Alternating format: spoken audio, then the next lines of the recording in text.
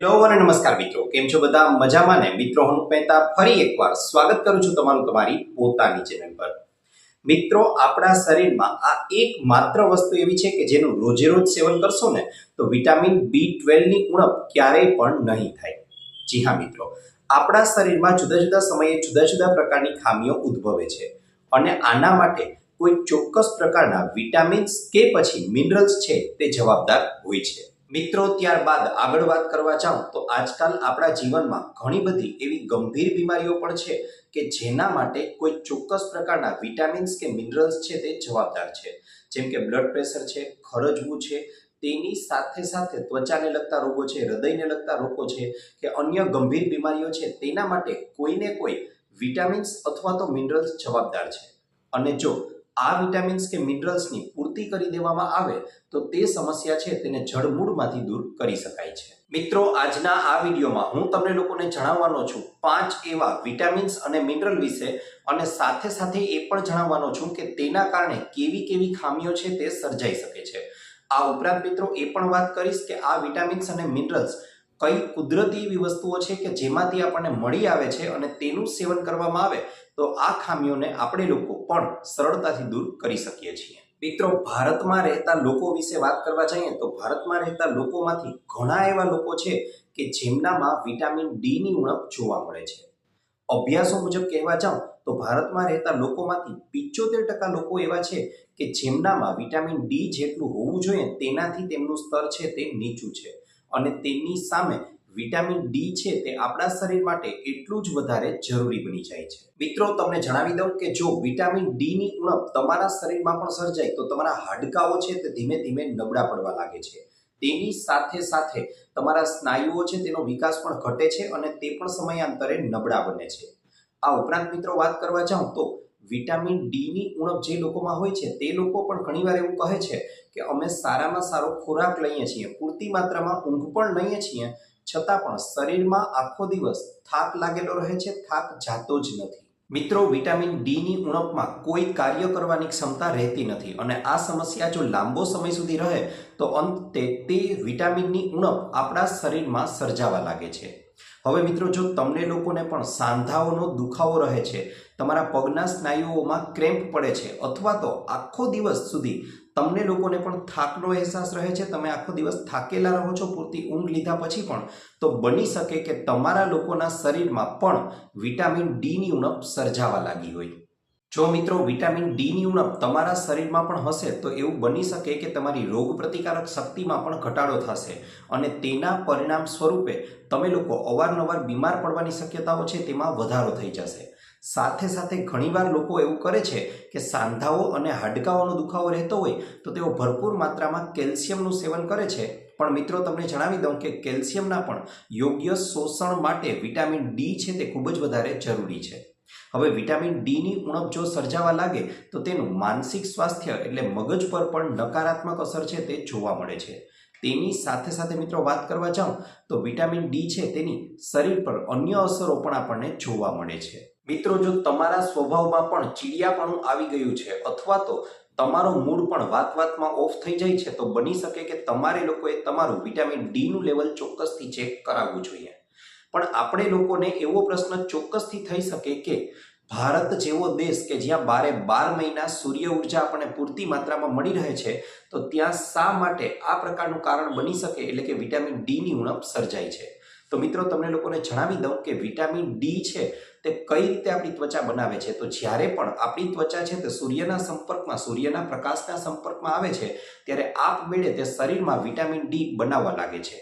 પણ બને છે એવું કે મોટા ભાગના લોકો છે તે વર્ક ફ્રોમ હોમ એટલે કે ઘરેથી કાર્ય કરે છે, અથવા તો પોતાની ઓફિસમાં કે પોતાના દફતરમાં અથવા પોતાની દુકાનમાં કે મોલમાં કોઈ પણ જગ્યાએ કાર્ય કરે છે, તે 4 દિવાલોની વચ્ચે છે અને બહાર જતા નથી, અને તેના પરિણામ સ્વરૂપે તેમના શરીરમાં પણ ધીમે ધીમે વિટામિન ડી ની ઉણપ છે તે સર્જાવા લાગે છે. મિત્રો, અને સાથે સાથે એવું પણ બને છે કે જે લોકો બહાર નીકળે છે તો તે લોકો પણ સનસ્ક્રીન લગાવીને નીકળે છે, પરિણામે સૂર્ય ઉર્જા આપણા શરીર સુધી પહોંચી જ નથી શકતી. હવે મિત્રો, સૌથી પહેલો પ્રશ્ન તો એ થાય કે શું સૂર્ય ઉર્જામાંથી ખરેખરમાં આપણું શરીર વિટામિન ડી બનાવે છે કે આ ખાલી મિથ્યા વાત છે? તો મિત્રો તમને જણાવી દઉં તો આધુનિક વિજ્ઞાન દ્વારા પણ આજે સાબિત થઈ ચૂક્યું છે કે આપણી શરીરની ત્વચા છે તે સૂર્યપ્રકાશની હાજરીમાં વિટામિન ડી નું સર્જન કરે છે. સાથે સાથે મિત્રો તમને વાત કરવા જાઉં તો વિટામિન ડી છે તેનું સર્જન આપણા શરીરમાં થાય છે એ કેટલો સમય આપણે સૂર્યના તડકામાં રહેવું જોઈએ એ પણ વિજ્ઞાન જણાવે છે. 10 થી 15 મિનિટ જેટલો સમય તમે લોકો કુમળા અથવા તો તેજ તડકામાં રહો છો તો એ દરમિયાન તમારા આખા દિવસમાં તમારા શરીરને વિટામિન ડી મળી રહે છે અને આના પરિણામ સ્વરૂપે તમારા શરીરમાં વિટામિન ડી ની ઉણપ છે તે નહીં સર્જાય. અને મિત્રો એ પણ કહેવામાં આવ્યું છે કે સાથે સાથે જો રોજનું 2 કલાક સુધી તડકામાં રહેવામાં આવે તો તમારા શરીરની આખા દિવસની જેટલી વિટામિન ડી ની જરૂરિયાત છે તે સંપૂર્ણપણે પૂરી કરી શકાય છે. પરંતુ પ્રશ્ન ચોક્કસથી આપણને લોકોને એવો જ થાય કે શું 2 કલાક સુધી તડકામાં રહેવું કોઈ વ્યક્તિ માટે શક્ય છે ખરું? તો મિત્રો તમને એ પણ જણાવી દઉં કે આયુર્વેદમાં એમ પણ કહેવામાં આવ્યું છે કે ખુલ્લી છાતીએ અને ખુલ્લી પીઠે જો આપણે સૂર્યના તડકામાં બેસવામાં આવે તો તેના દ્વારા સૂર્યની ઉર્જા છે તે વધારે પ્રમાણમાં અને સરળતાથી મેળવી શકાય છે અને તેમાં વિટામિન ડી બનાવવાનો આપણી ત્વચાનો જે રેટ છે તે ખૂબ જ વધારે વધી જાય છે. અને મિત્રો એટલા માટે જ કહેવા જાઉં તો શિયાળાના સમય દરમિયાન આપણને લોકોને વિટામિન ડી ઘટવાના કિસ્સાઓ ખૂબ જ વધારે જોવા મળે છે.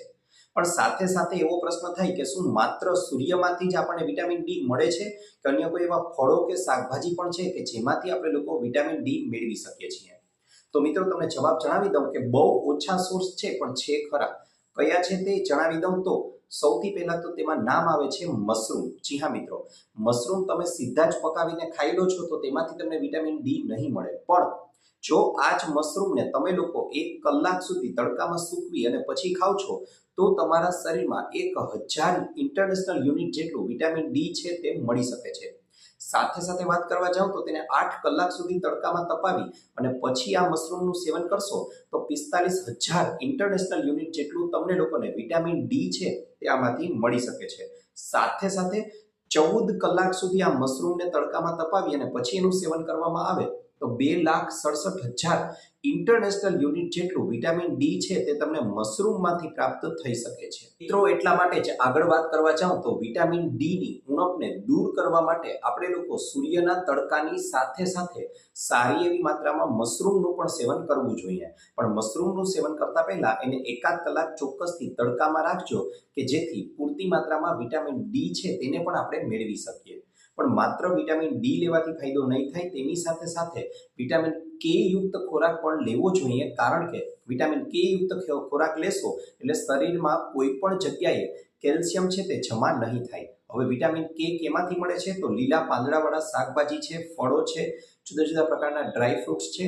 આ બધી વસ્તુઓ એવી છે કે જેમાંથી આપણને લોકોને વિટામિન કે છે તે પણ મળી આવે છે. મિત્રો ત્યારબાદ વાત કરવા જાઉં તો આગળનું વિટામિન જે આવે છે તેનું નામ છે વિટામિન B12. જી હા મિત્રો, વિટામિન B12 કે જે લોહીમાંના લાલ કણો છે તેને તંદુરસ્ત રાખવા માટે, સાથે સાથે આપણું મગજ અને ચેતાતંત્ર છે તેને સારી રીતે કાર્ય કરવા માટે, આ ઉપરાંત વાત કરવા જાઉં તો આપણી રોજિંદા જીવનની કાર્યક્ષમતાને વધારવા માટે અને ડીએનએ એટલે કે ડીઓક્સી રિબોન્યુક્લિક એસિડમાં પણ તે મહત્વનો ભાગ ભજવે છે. મિત્રો અને એટલા માટે જ કોઈ જુએ છે કે પોતાનામાં મૂળમાં ઓચિંતો જે કાંઈ બદલાવ થવો, તેની સાથે સાથે ડિપ્રેશનમાં આવી જવું કે ચિંતાનો અહેસાસ થવો, આવા લક્ષણો લઈ અને તમે ડૉક્ટર પાસે જશો તો ડૉક્ટર પણ સૌથી પહેલું તમારા લોહીમાં B12 ની માત્રા છે તેને ચકાસવાનું જણાવશે. આ ઉપરાંત મિત્રો તમને જણાવી દઉં કે વિટામિન B12 છે તે તમે જે કોઈ પણ ખોરાક ખાઓ છો તે ખોરાકનું ઉર્જામાં રૂપાંતર કરવા માટે પણ મહત્વનો ભાગ ભજવે છે. ત્યારબાદ વાત કરવા જાઓ મિત્રો તો વિટામિન B12 ની માત્રા છે તે જ્યારે 200 થી 900 ની વચ્ચે રહે છે ત્યારે તેને સામાન્ય માનવામાં આવે છે અને આવા વ્યક્તિને તંદુરસ્ત તરીકે ગણતરીમાં લેવામાં આવે છે. પણ જ્યારે આ લેવલ ઘટીને 150 થી એટલે 150 થી નીચે વયું જાય છે ત્યારે ધીમે ધીમે આપણા શરીરમાં વિટામિન B12 ની ઉણપ છે તે સર્જાવા લાગે છે.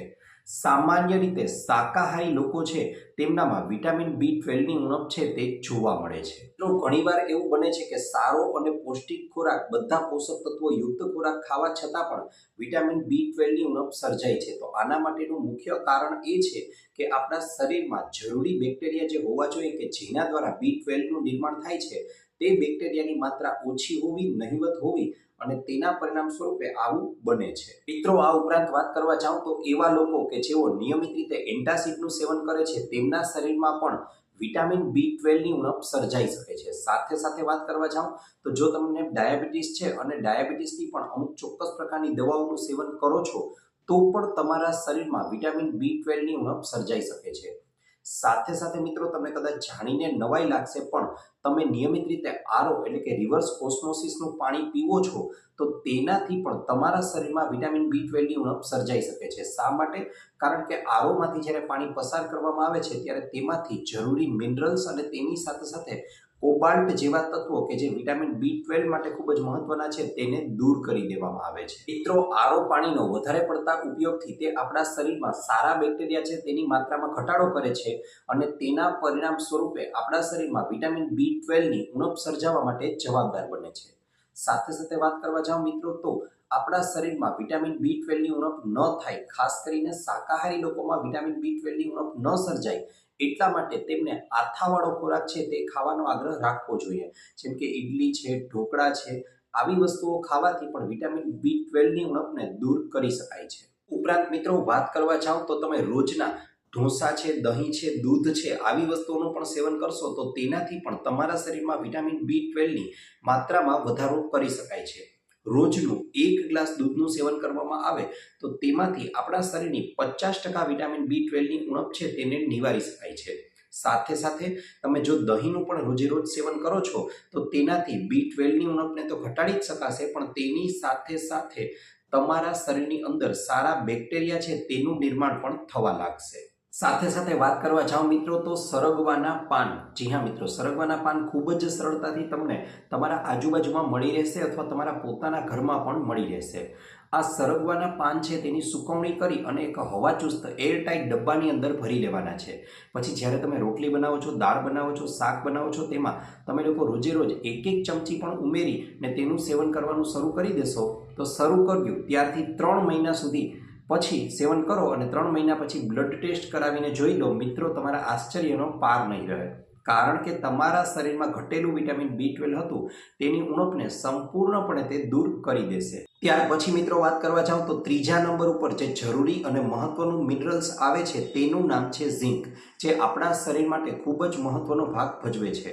હવે તમારા શરીરમાં પણ જો ઝીંકની ઉણપ સર્જાવા લાગે તો કેટલીક ગંભીર સમસ્યાઓ થઈ શકે છે. જેમ કે વાળનું ખરવું છે, આપણી સ્વાદ અને ગંધ પારખવાની ક્ષમતા છે તેમાં ઘટાડો થવો છે, ઉપરાંત રૂજ આવવાની પ્રક્રિયા છે તે ધીમી પડી જાય છે, સાથે સાથે ખરજવું જેવી સમસ્યાઓ થઈ શકે છે અને પુરુષોમાં ટેસ્ટોસ્ટેરોન જેવા અંતઃસ્ત્રાવો છે તેમાં પણ ઘટાડો થવાની શરૂઆત ઝીંકની ઉણપના પરિણામે થઈ શકે છે. મિત્રો, આ ઉપરાંત વાત કરવા જાઉં તો મોટાભાગની જાતીય સમસ્યાઓના ઈલાજ રૂપે ઝીંક છે તે આપવામાં આવે છે. સાથે સાથે મિત્રો વાત કરવા જાઉં તો ભારતમાં લગભગ 30% લોકો એવા છે કે જેમને ઝીંકની સમસ્યા છે તે સર્જાય છે, ઝીંકની ઉણપ પોતાના શરીરમાં જોવા મળે છે અને આ આંકડો છે તે દિવસે ને દિવસે વધવાની પણ શક્યતાઓ વધારે છે. કારણ કે આજકાલ હવે એવું બનતું જાય છે કે જંક ફૂડ છે તેનું નિયમિતપણે લોકો સેવન કરતા થયા છે. પહેલાના સમયમાં એવું બનતું કે લોકો પ્રસંગોપાત જ પિઝા છે, બર્ગર છે, પેસ્ટ્રી છે આવી વસ્તુઓનું સેવન કરતા, પણ હવે નિયમિત રીતે સેવન કરવાથી ઝીંકની ઉણપ આપણા શરીરમાં સર્જાવી એ ખૂબ જ સામાન્ય બાબત બનતી જાય. મિત્રો, તમને જણાવી દઉં કે ડોક્ટર પણ સૂચન કરે છે કે બહારનો ખોરાક જેમાં ખાસ કરીને જંક ફૂડ છે તેનું સેવન છોડી અને ઘરનો ખોરાક કે જેમાં આખા અનાજ છે કે જેને મિલેટ્સ તરીકે પણ ઓળખીએ છીએ, કઠોળ છે, તેની સાથે સાથે ફળો છે, લીલા પાંદડાવાળા શાકભાજી છે, આ ઉપરાંત બધી જ પ્રકારના ડ્રાયફ્રૂટ્સ છે તેનું સેવન પૂરતી માત્રામાં કરવામાં આવે તો ચોક્કસથી ઘરે બેસીને જ આપણે લોકો ખૂબ જ સરળતાથી ઝીંકની ઉણપ છે તેને નિવારી શકીએ છીએ. મિત્રો, ઘણીવાર એવું બને છે કે કઠોળ છે, સૂકો મેવો છે, આ વસ્તુઓનું સેવન ઘણા લોકો સીધું જ કરી લે છે અને તેના પરિણામ સ્વરૂપે તેમાંથી જે પોષક તત્વોનો લાભ આપણને મળવો જોઈએ તે નથી મળી શકતો. આ માટે તમારે લોકોએ ઓછામાં ઓછા 1 થી 2 કલાક પહેલા જ્યારે કઠોળ કે સૂકા મેવાનો ઉપયોગ કરવાનો છે તો તેને પલાળી દેવા જોઈએ અને પછી જ તેનું સેવન કરવું જોઈએ કે જેથી કરીને તેમાં ઉપલબ્ધ તમામ પ્રકારના પોષક તત્વો છે તેનો લાભ આપણે લોકો મેળવી શકીએ છીએ. મિત્રો, ત્યાર પછીના તત્વની વાત કરવા જાઉં તો તેનું નામ છે ફોલેટ એટલે કે ફોલિક એસિડ. જી હા મિત્રો, ફોલેટ એટલે કે ફોલિક એસિડ છે તેની સમસ્યા, તેની ઉણપ છે તે ભારતમાં લગભગ વાત કરવા જાઉં તો 35% લોકો છે કે જેમાં ફોલેટની ઉણપ છે તે જોવા મળે છે. અને ફોલિક એસિડની ઉણપ જ્યારે તમારા શરીરમાં સર્જાય ત્યારે તમારા મોઢામાં ખાસ કરીને અવારનવાર ચાંદા પડવાની સમસ્યા છે તે સામાન્ય રીતે જોવા મળે છે. સાથે સાથે મિત્રો પીળી ત્વચા પડી જવી, લાલ જીભ તમારી થઈ જવી અને શરીરમાં આખો દિવસ થાકનો અહેસાસ થવો તો તે ફોલિક એસિડ એટલે કે વિટામિન B9ની ઉણપ છે તેને દર્શાવે છે. આ ઉપરાંત મિત્રો વાત કરવા જાઉં તો વિટામિન B9 એ આપણા ડીએનએને માટે પણ સારું એવું કાર્ય કરે છે. સાથે સાથે મિત્રો ઘણીવાર તમે લોકોએ જોયું હશે કે પ્રેગ્નેન્ટ મહિલાઓને તો રોજે રોજ ફોલિક એસિડની ગોળીઓ આપવામાં આવે છે, કારણ કે તે આપણા લોહીના લાલ કણોની તંદુરસ્તી માટે ખૂબ જ વધારે જવાબદાર છે. અને જો ફોલિક એસિડની કમી સર્જાય તો આપણા લોકોનું જે ચેતાતંત્ર છે અને મગજને લગતી સમસ્યાઓ આવનાર બાળકમાં પણ ઉદ્ભવી શકે છે. મિત્રો, જો તમે લોકો પણ અનહેલ્ધી ખોરાકનું સેવન વધારે કરી રહ્યા છો અને હેલ્ધી ખોરાક છે તેનાથી દૂર રહ્યા છો તો તમારા લોકોના શરીરમાં પણ બની શકે કે વિટામિન B12ની ઉણપ ધીમે ધીમે સર્જાવા લાગશે. અને સાથે સાથે વૈજ્ઞાનિકોનું એવું પણ જણાવવાનું છે કે રોજે રોજ તમે ઘરનો ખોરાક ખાઓ છો તો તેમાં પણ બદલાવ લાવો અને રોજે રોજ જુદો જુદો ખોરાક ખાવાનો આગ્રહ રાખો કે જેથી કરીને વિટામિન B12ની માત્રા છે તે તમારા શરીરમાં સારી એવી જળવાઈ રહે. આ ઉપરાંત લીલા પાંદડાવાળા શાકભાજી છે, ખાટા ફળો છે, કેળા છે, પપૈયા છે, ડ્રાયફ્રૂટ્સ છે, આ એવી વસ્તુઓ છે કે જેની અંદર વિટામિન B12 પૂરતી માત્રામાં રહેલું હોય છે. મિત્રો, ત્યાર પછી વાત કરવા જાઉં તો છેલ્લું એટલે કે પાંચમું અને અંતિમ તત્વ કે જે આપણા શરીર માટે ખૂબ જ વધારે મહત્વનું એક મિનરલ છે તેનું નામ છે મેગ્નેશિયમ. જી હા મિત્રો, મેગ્નેશિયમ છે તે આપણા શરીરમાં 300થી વધારે કાર્યોને નિયંત્રિત કરવાનું કાર્ય કરે છે, પરંતુ સૌથી મહત્વનું અને અગત્યનું કાર્ય હોય તો તે આપણા હાર્ટ માટે કરે છે, એટલે કે હાર્ટને હેલ્ધી રાખવાનું કાર્ય કરે છે. તેની સાથે સાથે હાર્ટ સાથે સંકળાયેલી જે નસો છે તેને પણ રિલેક્સ બનાવવાનું કાર્ય મેગ્નેશિયમ છે તે ખૂબ સારી રીતે કરે છે. સાથે સાથે આપણા હૃદયના ધબકારાઓ છે અને આપણા લોહીનો પ્રવાહ એટલે કે બ્લડ પ્રેશર છે તેને પણ નિયંત્રિત કરવાનું કાર્ય મેગ્નેશિયમ છે તે ખૂબ જ સારી રીતે કરે છે. મિત્રો, ઘણીવાર એવું બને છે કે 80% જેટલા હાર્ટ એટેકના કિસ્સાઓમાં મેગ્નેશિયમ છે તે જવાબદાર ઘટક તરીકે મળી આવે છે. સાથે સાથે વાત કરવા જાઉં તો તમને લોકોને ઘણીવાર એવું બને છે કે ઊંચું બ્લડ પ્રેશર એટલે કે હાઈ બ્લડ પ્રેશર છે, પગમાં ક્રેમ્પ પડવાની સમસ્યા છે, સવારે ઉઠતાની સાથે થાકનો અહેસાસ થવો અને સાંધાઓ, ગરદનનો અને કમરનો દુખાવો રહેતો હોય તો આ દેખીતા લક્ષણો છે કે જે સૂચન કરે છે કે તમારા શરીરની અંદર મેગ્નેશિયમની ઉણપ છે તે થવા લાગી છે. આ ઉપરાંત મિત્રો વાત કરવા જાઉં તો જે લોકો નિયમિત રીતે આલ્કોહોલ છે, કોલ્ડ ડ્રિંક્સ છે, ચા, કોફી છે તેનું સેવન વધારે માત્રામાં કરે છે તો તેમના શરીરમાં પણ મેગ્નેશિયમની ઉણપ છે તે ધીમે ધીમે સર્જાવા લાગે છે. તેની સાથે સાથે મિત્રો વાત કરવા જાઉં તો મેગ્નેશિયમની ઉણપના પરિણામે તમારા શરીરની અંદર ધીમે ધીમે હાડકાઓ છે તે નબળા પડવા લાગે છે અને તમે જો રોજે રોજ કેપ્સ્યુલનું સેવન કરો છો તો તેનાથી પણ તમારા લોહીની અંદર કેલ્શિયમ છે તે ધીમે ધીમે જમા થવા લાગવાની ક્રિયા પણ બનવા લાગે છે. મિત્રો, તમારે લોકોએ મેગ્નેશિયમની ઉણપને નિવારવા માટે લીલા પાંદડાવાળા શાકભાજી ચોક્કસથી ખાવા જ જોઈએ, કારણ કે જેમ લોહીના લાલ રંગ માટે હિમોગ્લોબિન જવાબદાર છે તે જ રીતે લીલા પાંદડાવાળા શાકભાજીના લીલા રંગ માટે મેગ્નેશિયમ છે તે જવાબદાર છે. સાથે સાથે વાત કરવા જાઉં મિત્રો તો કોળાના બી છે, તલ છે, ડ્રાયફ્રૂટ્સ છે અને કેળામાં પણ સારી એવી માત્રામાં મેગ્નેશિયમ મળી આવે છે. અને આ ઉપરાંત વાત કરવા જાઉં તો જે લોકો બાજરાનું નિયમિત રીતે સેવન કરે છે તે લોકોમાં મેગ્નેશિયમની ઉણપ કોઈ દિવસ પણ થતી નથી, માટે તેનું સેવન પણ કરવું જોઈએ. તો મિત્રો, આ તો હતો અમારો આજનો વિડીયો. આશા રાખું છું આપને અમારો વિડીયો ગમ્યો હશે. વિડીયો ગમ્યો હોય તો લાઈક કરજો, ચેનલને સબસ્ક્રાઈબ કરજો. ઉપરાંત આપને પણ કોઈ હેલ્થ કે બ્યુટી સંબંધિત સમસ્યા હોય તો એ પણ જણાવજો. અમે તેને અનુરૂપ પણ નવા વિડીયો લાવવાનો પૂરતો પ્રયાસ કરીશું. આપનો ખૂબ ખૂબ આભાર.